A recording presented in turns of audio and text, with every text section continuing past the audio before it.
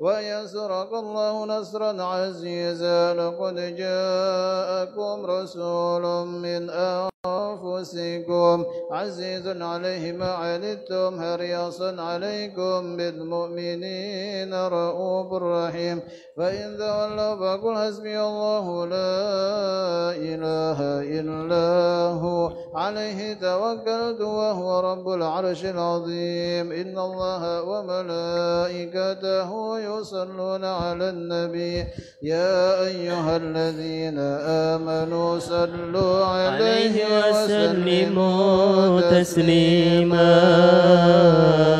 اللهم صل وسلم وبارك عليه وعلى آله. بسم الله الرحمن الرحيم الحمد لله القوي سلطانه الواضح برهانه المبسوط بالوجود كرمه وإحسانه تعالى مجده وعظم شانه خلق الخلق الحكمة وضوى عليها علما وبسط لهم من فائض المنة ما جرت به في أقداره القسمة فأرسل إليهم أشرف خلقه وأجل عبيده رحمة تعلقت إرادته الأزلية بخلق هذا العبد المحبوب فانتشرت آثار شرفه في عوالم الشهادة والغيوب فما أجل هذا المن الذي تكرم به المنان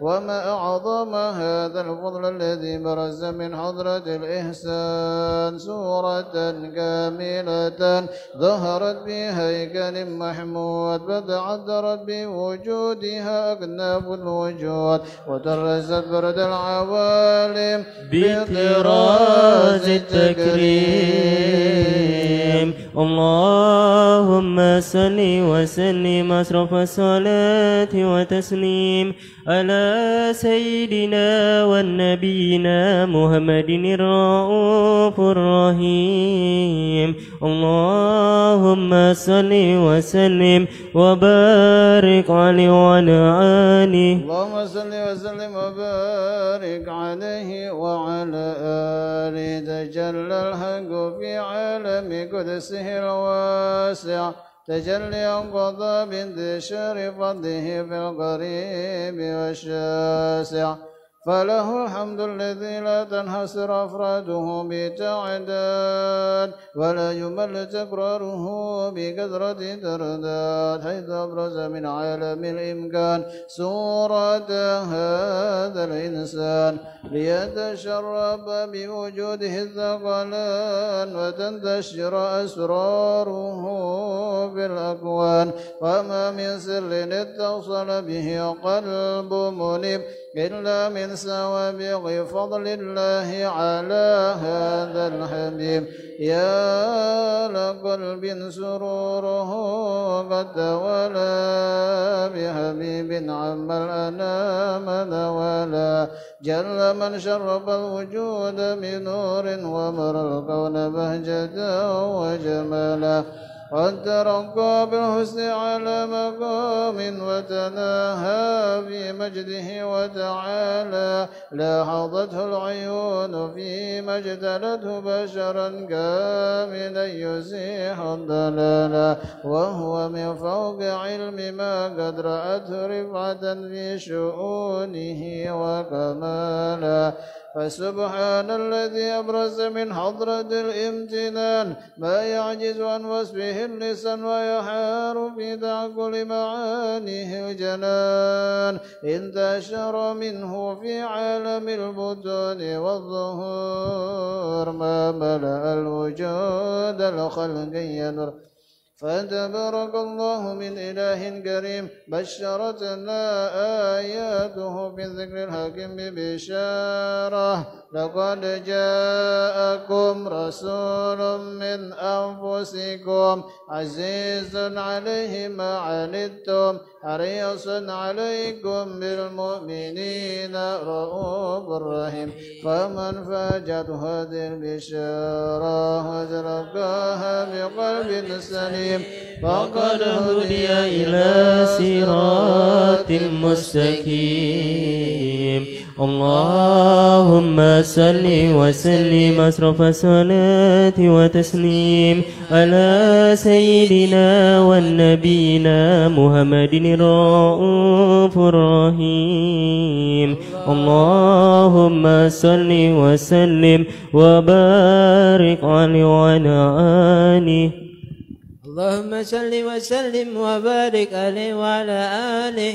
وأشهد أن لا إله إلا الله وحده لا شريك له شهادة تضرب بها اللسان أما تضمنه الجنان من التصديق بها والإحسان تثبت بها في الصدور من الإيمان قواعده وتلوه على أهل اليقين من سر ذلك الإذعان والتصديق شواهده. وأشهد أن سيدنا محمد عبد الصادق في قوله وفعله والمبلغ عن الله ما أمره بتبليغه لخلقه من فرده ونفله. عبد أرسله الله للعالمين بشيرا ونذيرا فبلغ الرسالة وأدى الأمانة وهدى الله به من الأمة بشرا كثيرا. فكان في ظلمة الجهل للمستبشرين سراجا وقمرا منيرا. فما أعظمها من منة ذكرم الله بها على البشر وما أوساها من نعمة انتشر سرها في البحر والبر. اللهم صل وسلم بأجل الصلوات وأجمعها وأزكى التحية وأوسائها على هذا العبد الذي وفى بحق العبودية وبرز فيها في هلأة الكمال وقام بحق الربوبية في مواتن الخدمة لله وأقبل عليه غاية الإقبال. صلاة يتصل بها روح المصلي عليه به فينبسط في قلبه نور سر تألقه به وحبه ويكتب بها بعناية الله في حزبه. وعلى آله وصحبه الذين ارتقوا سهوة المجد بقربه وتفيعوا زلال الشرف العزله بوده وحبه. ما أتر الأكوان بنسر ذكراهم نسيم.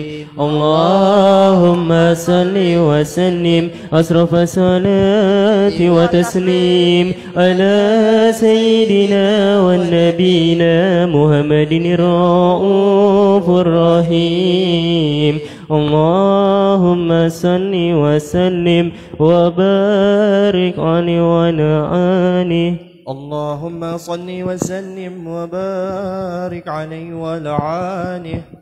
بشرى لنا إن المنى زال العنا وفنهنا والدار العنجز وعده والبشر أدحام علنا بشرى لنا نلنا المنى زال لنا وفنهنا والدار أنجز وعده والبشر أدهام علينا يا نفس طيبي باللقاء يا عين قري يا عينا أزى جمال المصطفى أنواره لاحت لنا يا طيبة ماذا نقول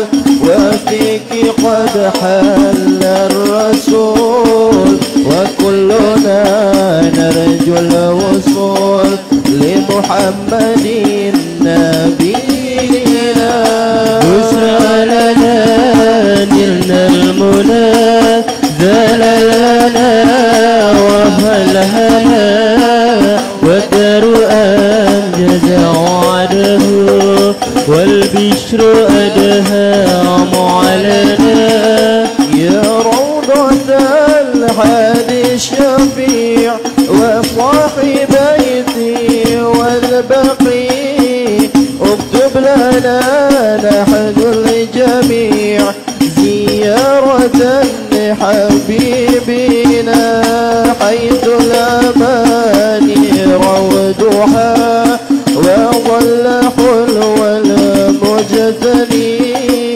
وبالحبيب المصطفى صفى وطاب عيشنا بشرى لنا نلنا المنى زال لنا وفلهنا والدار أنجز وعده والبشر أدهام علينا جاء الصفا زال الجفا اليوم عيد المصطفى مقدس من شرفا والله أعطاه المنى يا فوزنا يا سعدنا من نال حظا مثلنا نهضى بنور المصطفى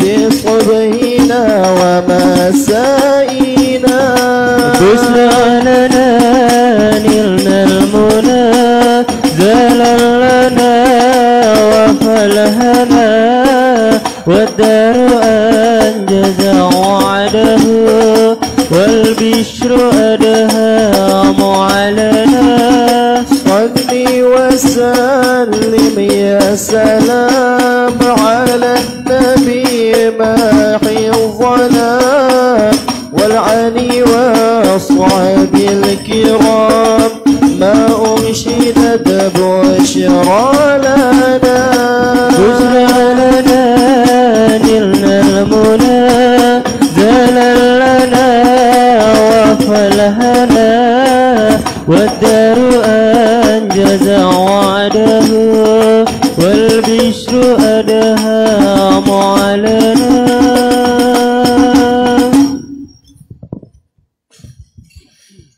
اللهم صل وسلم وبارك عليه ونعانه ومنزلكت به هذه الدرات المقنونة والجوهرات المسونة والكون كله يسبح ويمسي في سرور وابتهاج بقرب ظهور إشراك هذا السراج والعيون متسوفة إلى بروزه متسوقة إلى التقاط جواهر كنوزه وكل دابة لقريش نطقت بفاسه العبارة معلنة بكمال البشارة وما من حامل حاملت في ذلك العام إن أتت في همنها بغلام من بركة وسعادة هذا الإمام.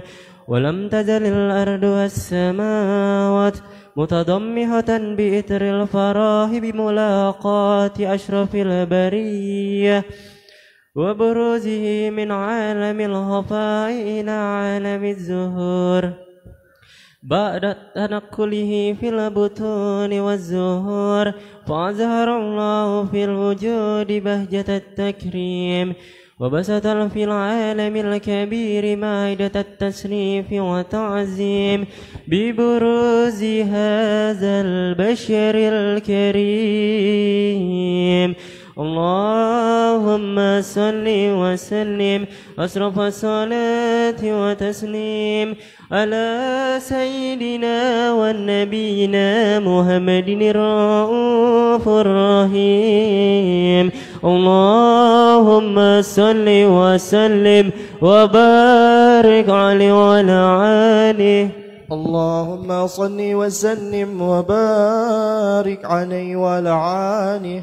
فحين قرب أوان وضع هذا الحبيب أعلنت السماوات والأرضون ومن فيهن بالترحيب وأمطار الجود الإلهي على أهل الوجود تسج ولسنة الملائكة بالتبشير للعالمين تعج. سبحان الله الحمد لله ولا إله إلا الله والله أكبر. سبحان الله الحمد لله ولا إله إلا الله والله أكبر. سبحان الله الحمد لله ولا إله إلا الله والله أكبر. والقدرة كشفت قناع هذا المستور ليبرز نوره كامنا في عالم الظهور نورا فاق كل نور وانفد الحق حكمه على من أتم الله عليه النعمة من خواص أمة أن يحضر عند ودعه أمة تانيسا لجنابها المسعود ومشاركة لها في هذا السماط الممدود. فحضرت بتوفيق الله السيدة مريم والسيدة آسية ومعهما من الحور العين من قسم الله له من الشرف بالقسمة وافية. فأتى الوقت الذي رتب الله على حضوره وجود هذا المولود فانفلق سبه الكمال من النور عن عمود وبرز الحامد المحمود مذعنا لله بالتعظيم والسجود. صلى الله على محمد صلى الله عليه وسلم. صلى الله على محمد يا ربي صل وسلم. يا نبي سلام عليك يا رسول سلام عليك يا حبيب سلام عليك صلوات الله عليك. مولاي يا نبي سلام عليك يا رسول سلام عليك يا حبيب سلام عليك صلوات الله عليك. أشرق الكون بديهاجا بوجود المصطفى أحمد ولأهل الكون أنس وسرور قد تجدد. مولاي يا نبي سلام عليك يا رسول سلام عليك يا حبيب سلام عليك عليك صلوات الله عليك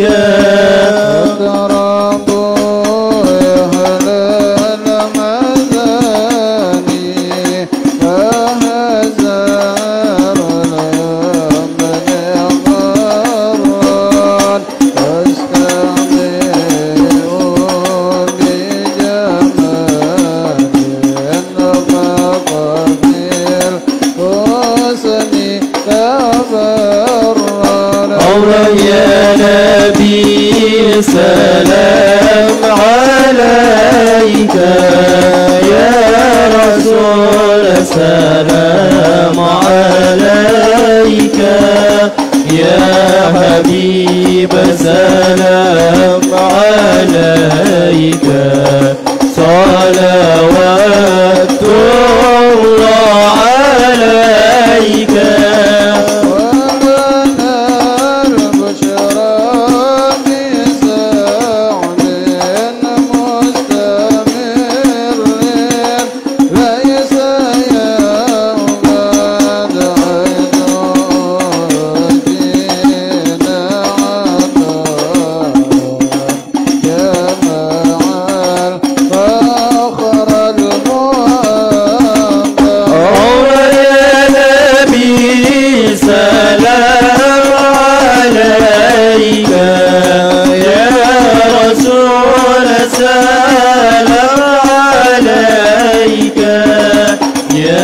حبيب سلام عليك صلوات الله عليك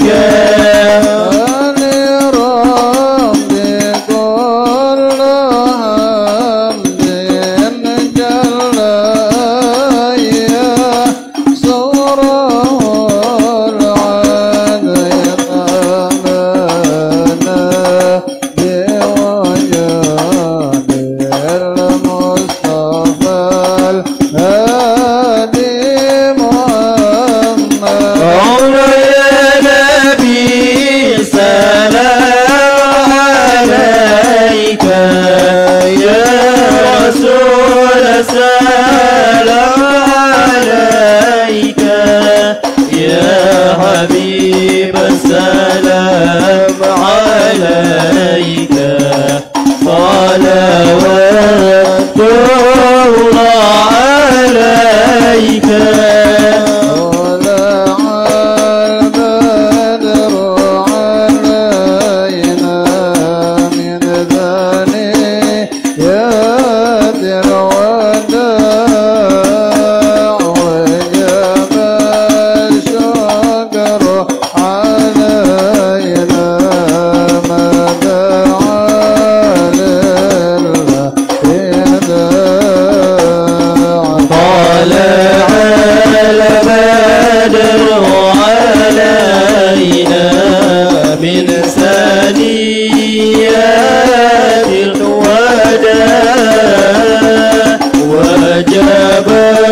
الشكر علينا ما دعا لله دعاء رسول الله أهلا بك النبي كان سعد وبجاه من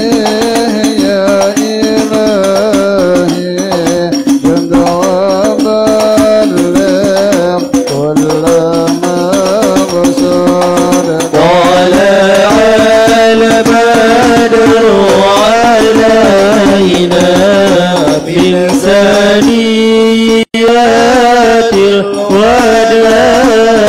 الوداع وجب الشكر علينا فدعا لله داعٍ ودينا نهج سبيل غيبه نسعد ونصر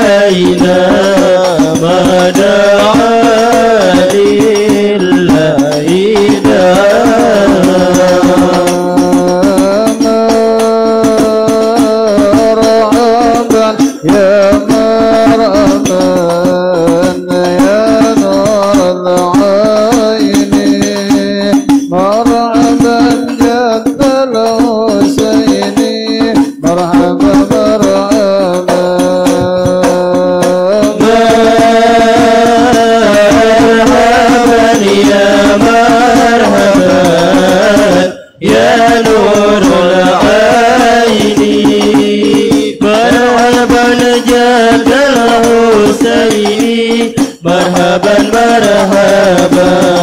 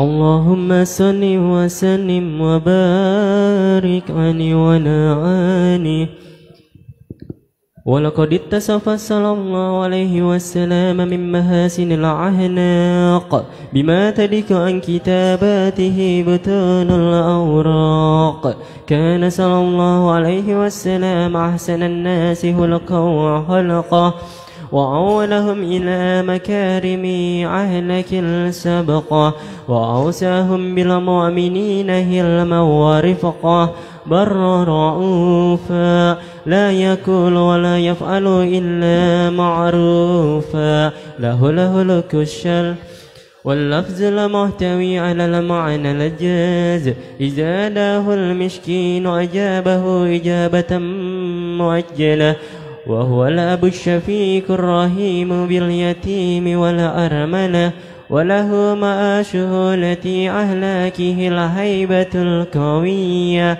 التي ترتئد منها فرائس الأكوياء من البرية ومن نسر به تعطرت الطرق والمنازل وبأرف ذكره تطيبت المجالس والمحافل فهو صلى الله عليه وسلم جامع الصفات الكمالية والمنفرد في خلقه وخلقه بأشرف خصوصية فما من خلق في البرية المحمود إلا وهو متلقى عن زين الوجود أجملت في وصف الحبيب وشعنه وله الأولى في مجده ومكانه أوصفوا إذ انقطع على مجدها أخذت على نجم سها بإنانه وقد انبسط القلم في تدوين ما أفاده العلم من وقائع مولد النبي الكريم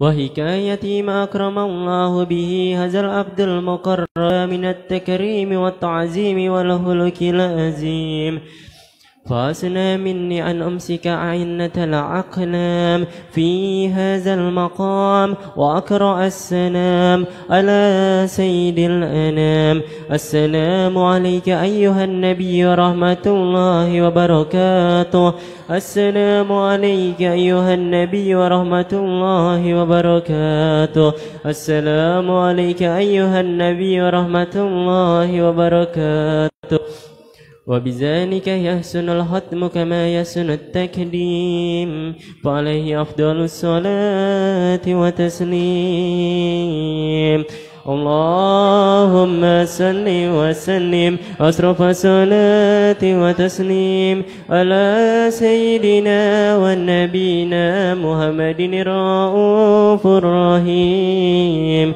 اللهم صل وسلم وبارك عليه وعلى آله اللهم صل وسلم وبارك عليه وعلى آله.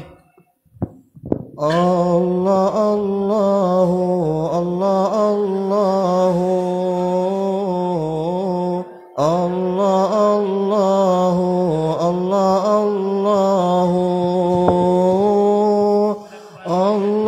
الله الله الله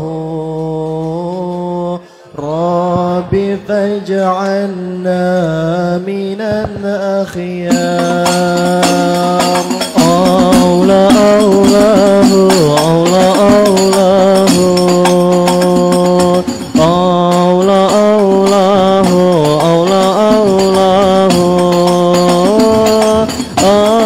الله الله الله ربي فاجعلنا من الأخيار. سألت الله بارينا يبلغنا أمانينا ويجبني من الأخدار. ربي فاجعلنا من الأخيار. الله الله الله الله الله الله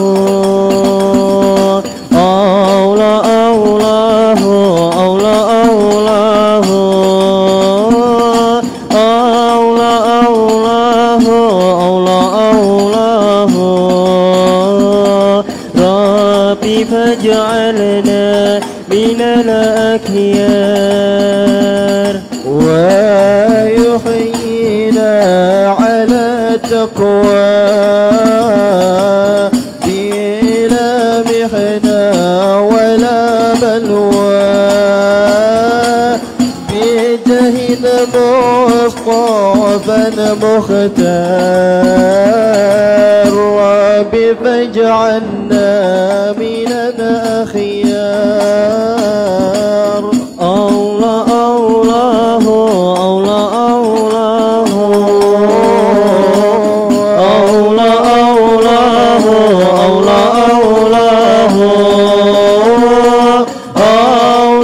الله الله الله ربي فاجعلنا من الأخيار.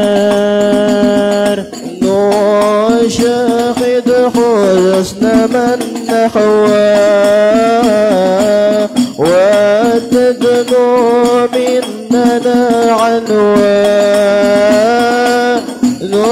نشاهدها بهذه الدار. ربي فاجعلنا من الأخيار. الله الله الله الله الله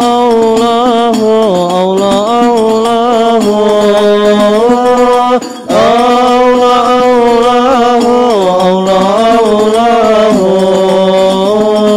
ربي فاجعلنا من الأخيار. على الأكادي قد سرنا وما دار به غرنا منهم على الأسداء. ربي فاجعلنا من الأخيار. الله الله الله الله الله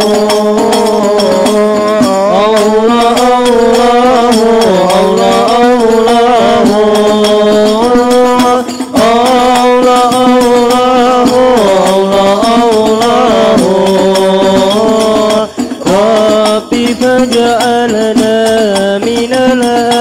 يا إمام الرسل يا سندي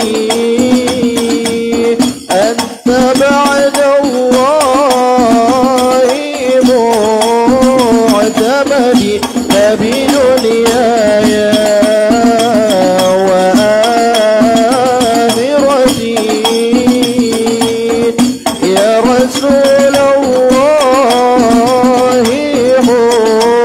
فاز بيدي إمام الرسل يا سندي أنت بعد الله معتمدي فبدنياي وآخرتي يا رسول الله ذو بيدي برأت عين ولا يسترى مثل طعامين ورى بشرى خير من فوق سرى أسرى وخير الأنساب وشيمي يا إمام الرسل يا سندي أنت بعد الله ذو تملي فبدنياي وآخرتي يا رسول الله ذو بيدي وابن عبد الله يا أملي يا ملاذ الخائن فين وجني نبرة يا أكرمان رسلي وبقوس الغولاني أمني يا إمام الرسل يا سندي أنت بعد الله معتمدي وبدنياي وآخرتي يا رسول الله ذو بيدي سبحان الله والحمد لله ولا إله إلا الله سبحان الله والحمد لله ولا إله إلا الله الله الله يا الله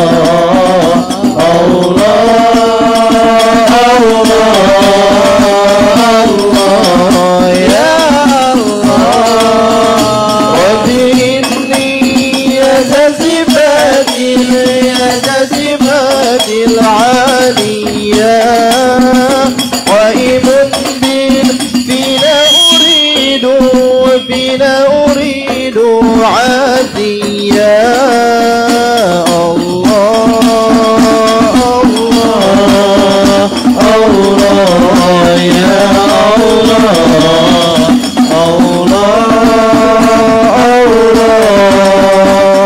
الله يا الله سبحان الله والحمد لله ولا إله إلا الله سبحان الله والحمد لله ولا إله إلا الله الله الله يا الله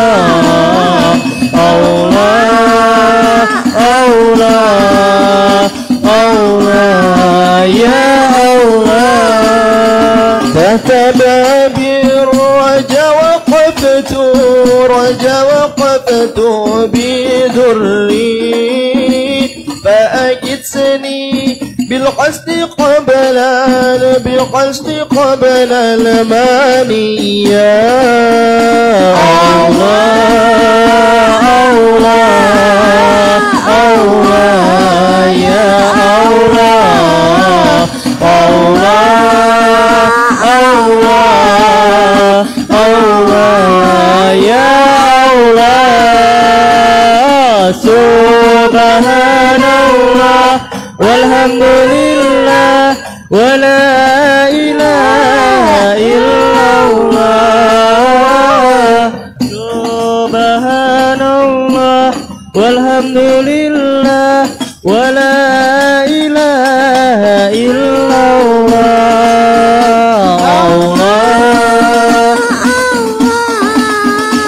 الله يا الله الله الله الله يا الله يا رسول الكريم باب رجعي فهو غشي وغز كل البرية الله الله الله يا الله الله الله الله يا الله سبحان الله والحمد لله ولا إله إلا الله سبحان الله والحمد لله ولا إله إلا الله الله الله الله يا الله الله الله الله يا الله.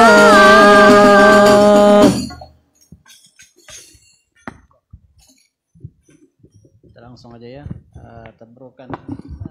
Sebelum baca doa maulid, kita baca ini ada sedikit manaqib Syekh Sekumpul, Guru Zaini Abdul Ghani.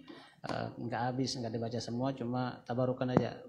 Arti tabarukan tuh ngambil berkah. Kira-kira 15 menit aja ya, sedikit ya terangin. Dengerin. Soalnya kenapa disuruh dengar? Inda dzikril auliya tanzilur rahmat. Ketika dibaca cerita wali itu turun rahmat. Itu baru cerita wali. Apalagi cerita Nabi Muhammad yang barusan kita di cerita Nabi Muhammad yang kita baca. Nah, sekarang ke bawah sedikit cerita wali. Cerita wali aja kita dengarkan turun rahmat. Apalagi cerita Nabi. Nah, kalau cerita wali namanya manaqib. Kalau cerita Nabi namanya maulid. Itu cerita Nabi. Kalau di bawahnya lagi daripada wali ada geografi ya. Nah, itu gunanya ada. Setiap sejarah itu dibaca supaya kita mengikuti mereka. Ketika kita mengikuti orang mulia, insya Allah kita jadi mulia. Kalau bapaknya maling, anaknya pasti maling. Kalau bapaknya perampok, anaknya pasti perampok.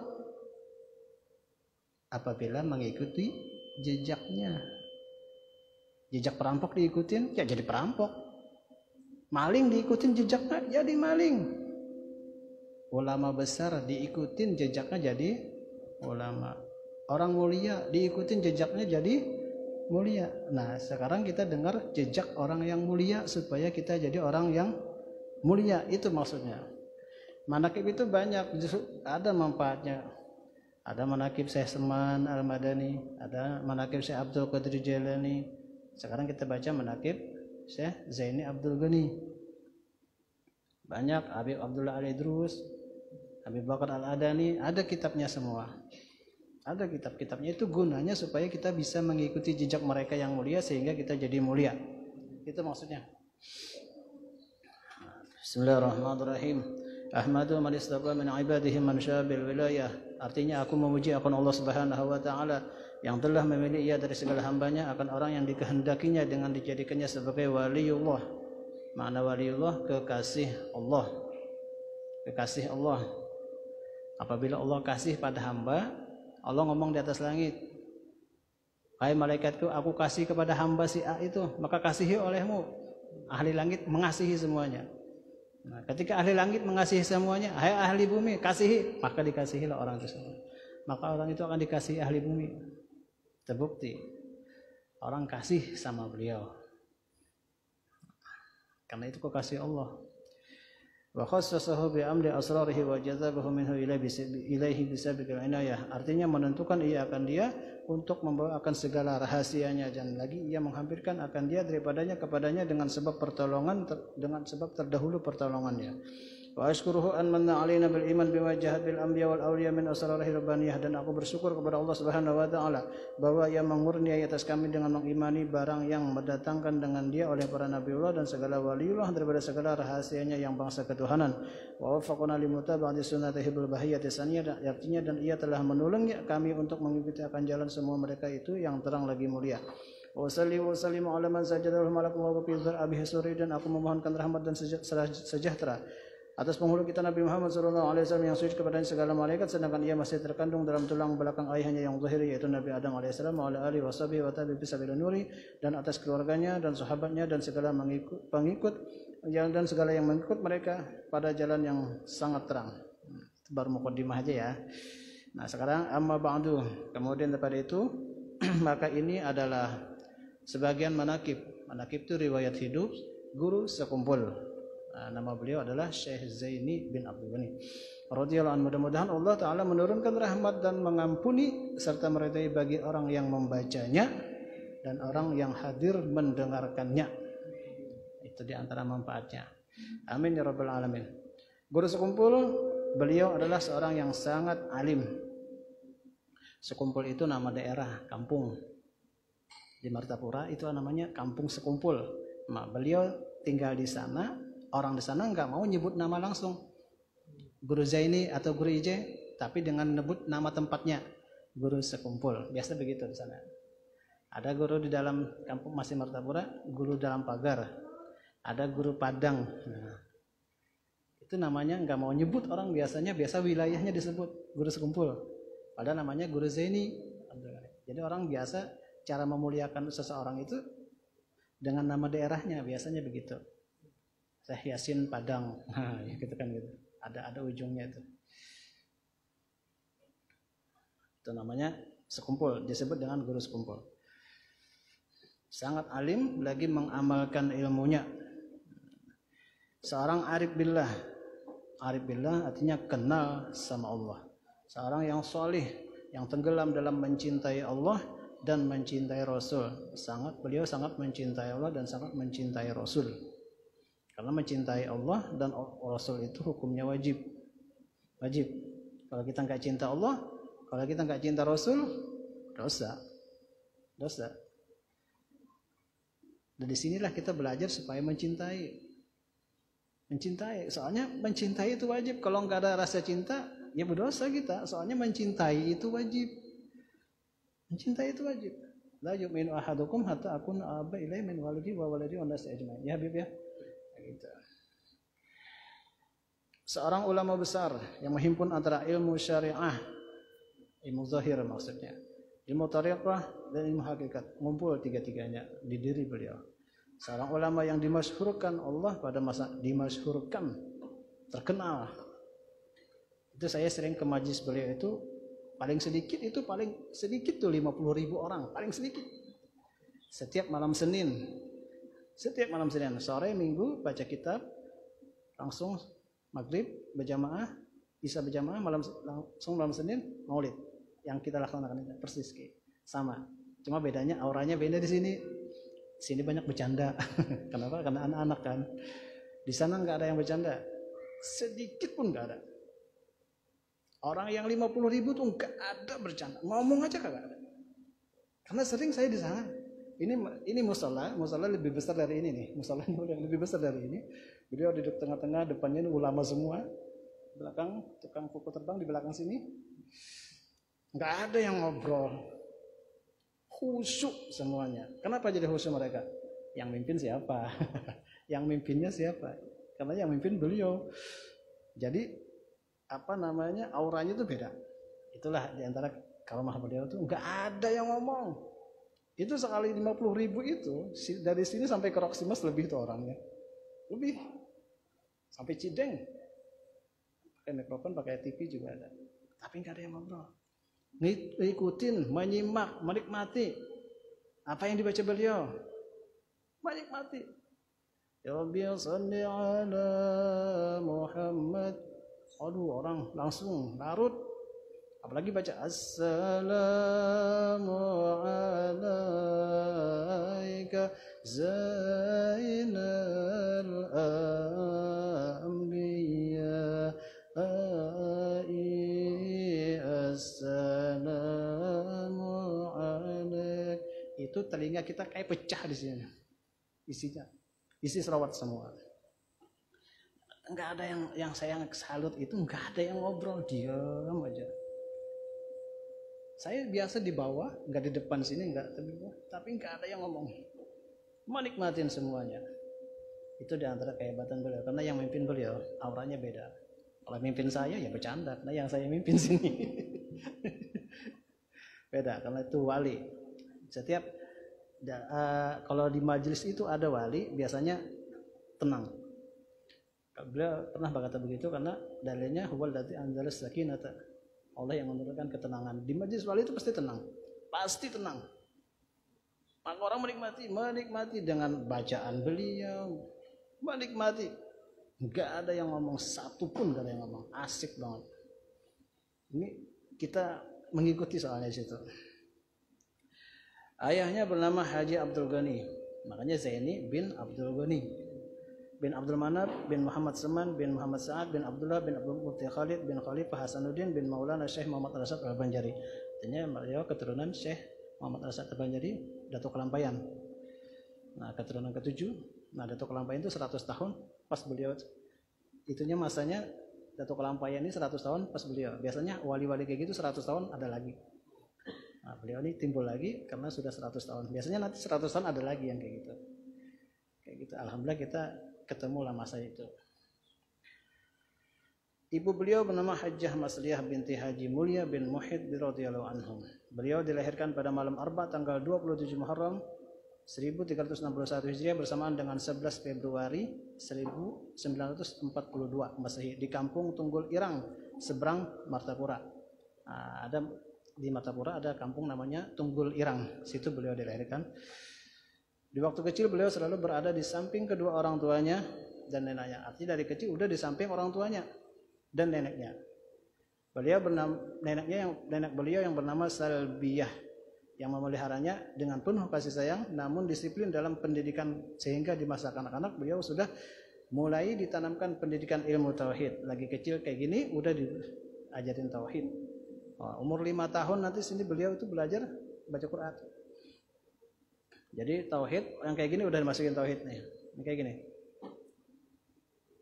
Udah paham tauhid. Ada kita hafal doang ya. Wujud qidam baqa mukhalafat lil hawadisi qiyamuhu binafsihi wahdaniyat qadrat iradat ilmu hayat sama basar kalam qadiran muridan aliman hayan sami'an basiran mutakal. Alhamdulillah kita hafal, tapi kalau bisa dipahami dari kecil udah paham. Tauhid itu dipahami. Neneknya yang ngajarin yang kayak gitu. Pendidikan ilmu tauhid dan akhlak oleh ayah dan nenek beliau sendiri serta belajar membaca Quran. Dengan demikian guru pertama beliau dalam tauhid dan akhlak adalah ayah dan nenek beliau. Itu yang pertama. Jadi akhlak itu dari ayahnya, tauhid dari neneknya. Beliau orang yang sangat bakti kepada orang tuanya. Selanjutnya, nah beliau belajar mengaji Al-Quran mulai sejak berumur 5 tahun. 5 tahun. Belajar Quran udah 5 tahun. Artinya apa pelajarannya bagi kita? Yuk mumpung nih, mulai nih belajar nih. Jangan sampai nggak belajar Quran. Jangan sampai udah besar nggak bisa baca Quran, jangan sampai. Dari sekarang belajar. Dulu belajar alif-alifan ya, alif-alifan yang itu, yang juz amma ya. Nah dulu itu yang sistem Baghdad namanya. Kalau kita kan ikro kan, nggak apa-apa ikro atau itu boleh, tapi poinnya supaya bisa. Nah itu diantaranya pelajaran yang kita ambil di sini. Beliau dari kecil udah belajar membaca Quran. Belajar, jangan nggak belajar. Nah, untuk memenuhi keperluan tersebut, orang tuanya meminta seorang guru yang bernama Guru Hasan. Guru Hasan untuk mengaji Quran sehabis salat maghrib berjamaah. Beliau berangkat ke rumah Guru Hasan yang tidak terlalu jauh dari rumahnya. Setiap kali berangkat mengaji, beliau selalu disuruh orang tuanya membawa satu botol kecil minyak tanah untuk diberikan kepada Guru Hasan. Hal ini ditanamkan di hati beliau agar ia dapat menghargai jerih payah gurunya. Aduh, luar biasa nih orang tua. Orang tua tuh ngajarin supaya anaknya bisa menghargai gurunya. Guru alif-alifan tadi. Dengan membawa minyak tanah. Dulu kan ngasih minyak tanah dulu ke rumah gurunya. Tiap kali tuh. Kalau beliau cerita dulu, saya dengar beliau bawa gula. Bawa gula ke rumah. Kamu minum di rumah guru kan? Iya, bawa gula. Dan beliau juga cerita, ingat saya tuh, ayah beliau itu ketika berpapasan sama guru alif-alifan tadi pasti negor. Assalamualaikum guru Zaini, gurunya Zaini. Tuh orang tuanya begitu. Orang tuanya menghargai kepada guru anaknya. Orang tua menghargai kepada guru yang ngajarin alif-alifan. Tiap kali tuh, Assalamualaikum gurunya Zaini. Waduh, kayak gitu orang tua menghargai guru anak. Pendidikan itu tanggung jawab orang tua sebenarnya. Kalau saya dulu sekolah di SD, ada tulisan di tembok sekolah, pendidikan adalah tanggung jawab orang tua, masyarakat, pemerintah. Orang tua dulu pendidikan, baru pemerintahnya fasilitas lah bikin sekolah. Orang tua mendukung. Gak mungkin anak-anak bangun pagi kalau nggak orang tuanya bangunin, ya nggak? Ini mau sekolah, orang tuanya gak bangunin, bangun gak anak? Gak bangun. Sekolah, kalau orang tuanya gak bangunin, bangun gak anak? Artinya yang pertama orang tua bertanggung jawab. Bangun, sekolah. Kayak gitu. Kalau orang tuanya cuek aja gimana? Bangun siang, kagak sekolah. Nah itu orang tua. Itu di dalam kitab Ta'limul Muta'allim, kalau kita pengen anak kita menjadi yang orang soleh, maka kita sebagai orang tua harus kenal tuh dengan beberapa ulama dulu, supaya kita bisa dapat berkah ilmu kayak gitu, menghormati, menghargai, dapat ilmu kayak gitu. Ya, itu yang kita ambil pelajarannya di situ ya. Nih, mumpung anak-anak nih, mumpung masih bisa dibentuk lidahnya nih, belajar. Jangan sampai udah gede nggak bisa baca Quran, jangan. Nauzubillah, orang Islam nggak boleh dah, jangan bahas orang Islam nggak bisa baca Quran.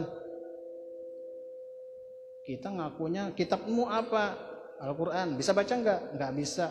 Lucu jadinya. Ini belajar nih. Malam Kamis datanglah sini, nggak apa-apa. Iya kan?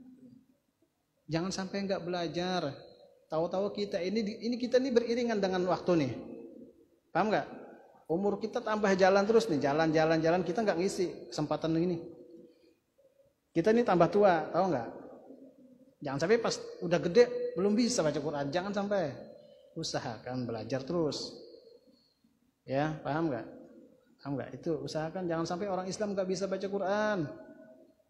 Kita ngakunya Quran itu kitab kita. Kitab kamu apa? Al-Quran. Bisa baca nggak? Nggak bisa. Kamu Islam nggak? Islam. Lalu kan lucu jadinya. Ya, belajar. Itu diantaranya hikmahnya kita mendengar ini, masih banyak lagi. Tapi waktunya nih sudah kemalaman, kesian pada ngantuk semua. Itu aja tausiahnya itu, belajar dan menghargai, menghormati, itu kuncinya.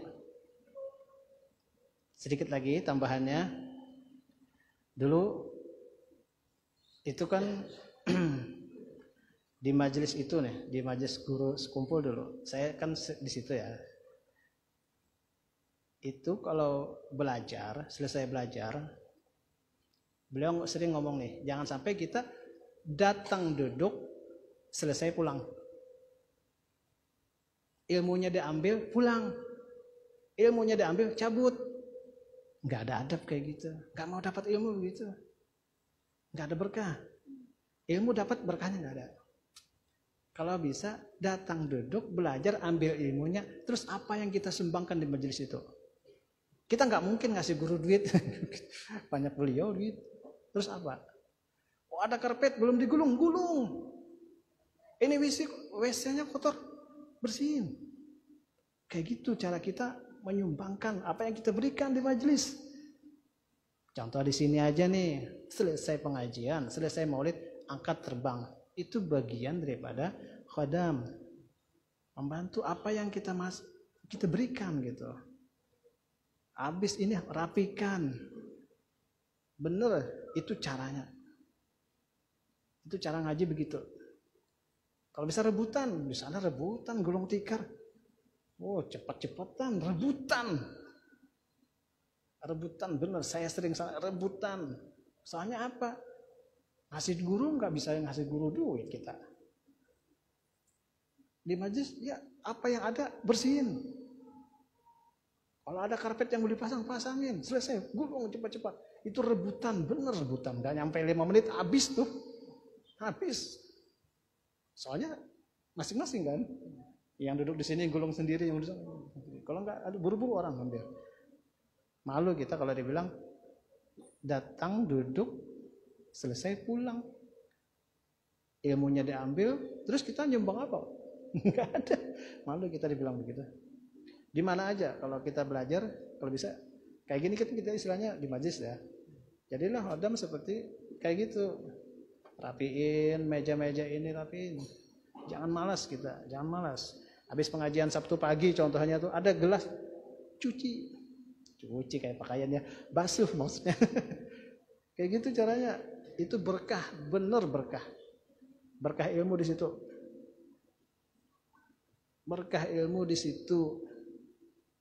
Sekali lagi, berkah ilmu di situ. Kita nggak usah banyak-banyak ilmu ya, Habib ya. Nggak usah banyak-banyak. Yang penting ilmu walaupun sedikit tapi berkah. Ilmu banyak-banyak kita, ya Allah, nggak kepakai. Maksud nggak kepakai ya kita gimana? Ilmu nggak usah banyak-banyak tapi berkah. Nah, di mana cara berkahnya? Ya begitu cara ngajinya. Insya Allah berkah. Insya Allah berkah. Nah, sampai situ aja ya. Mohon maaf ya. Ini kalau dibaca habis seru banget deh. Cuma udah malam. Seru banget ini. Soalnya cerita wali itu enak didengar. Cuma ngantuk. Dan nanti kalau kebanyakan susah nangkapnya katanya. Kata Ustaz Sutrisno. Ya kita berdoa aja ya, mohon maaf ya. Mudah-mudahan ada berkahnya, berkat guru sekumpul. Kita semua mendapatkan berkah dari beliau. Sebelumnya kita baca Fatihah. Semoga Allah Subhanahu wa taala mengampuni dosa kita, dosa ibu bapak kita, guru-guru kita, keluarga kita semua. Semoga yang hadir di sini berikan ilmu yang bermanfaat, dimasukkan ke dalam golongan orang yang mencintai dan dicintai Rasulullah. Dan semoga apa-apa yang kita hajatkan dikabulkan oleh Allah Subhanahu wa taala. Wabillahi taufiq buat Ibu Dina, Lydia, Bapak Rona, Sahnas Valeri, Natasha, Aurel Rahman Syafullah, Khadijah Majida, Ibu Maryani, Rufia Umar, Ibu Sabrina, Masrun, Ibu Wita, Mama Dana, Mama Citra, semuanya Allah Subhanahu wa taala kabulkan segala hajat-hajatnya. Yang lagi sakit Bapak Haji Matin semoga diangkat segala penyakitnya. Bapak Sukatma juga, Ibu Meli, Vera, Ferianti, mamanya Mansyah, semoga Allah kabulkan hajatnya. Mamanya Dana yang lagi sakit kita doakan juga semoga Allah angkat segala penyakitnya. Juga Dana semoga Allah kabulkan hajatnya, dan Bapak Arif, ayahnya Dana yang lagi milik kita doakan panjang umur dalam taat ibadah kepada Allah dan segala hajatnya dikabulkan oleh Allah Subhanahu wa taala. Semoga kita semua dimasukkan ke dalam golongan orang-orang yang mencintai dan dicintai Rasulullah sallallahu alaihi wasallam. Al-Hadaniyah. Al-Fatihah.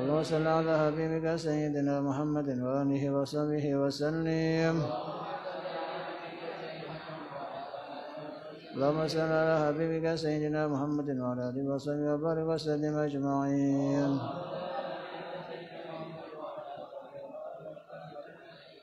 الفاتحة. بسم الله الرحمن الرحيم.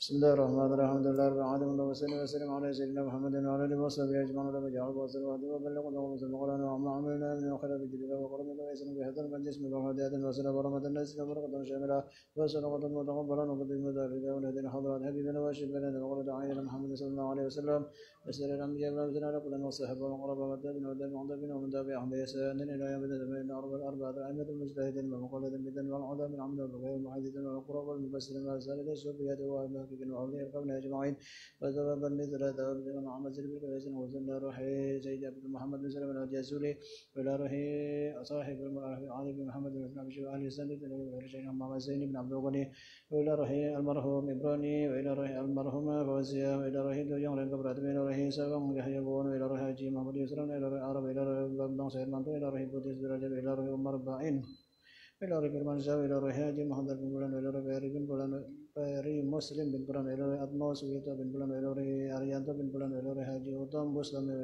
bin Bulan Elori Haja Yaya binti Bulan Elori Usman Wani bin Bulan Elori Siti Karmelina binti Bulan Elori Sukran Wailah Rohi Sukran bin Bulan Elori Hisin bin Hazan Wailah Rohi Irwan Haruman bin Bulan Elori Riri Ajil bin Bulan Elori Haji Abus بين بلان ورسولهم وقرهم إلى أرواح والدينا ومشايخنا ومعلمنا وقربتنا وذابنا وقف علينا وجميع المسلمين والمسلمات والمؤمنين والمؤمنات اللهم اغفر لهم وارحمهم واغفر عنهم واجعل الجنة مثواهم ومأواهم برحمتك يا أرحم الراحمين. ربنا آتنا في الدنيا حسنة وفي الآخرة حسنة وقنا عذاب النار. صلى الله على سيدنا محمد وعلى آله وصحبه وسلم. الحمد لله رب العالمين. تقبل الله منكم منا ومنكم.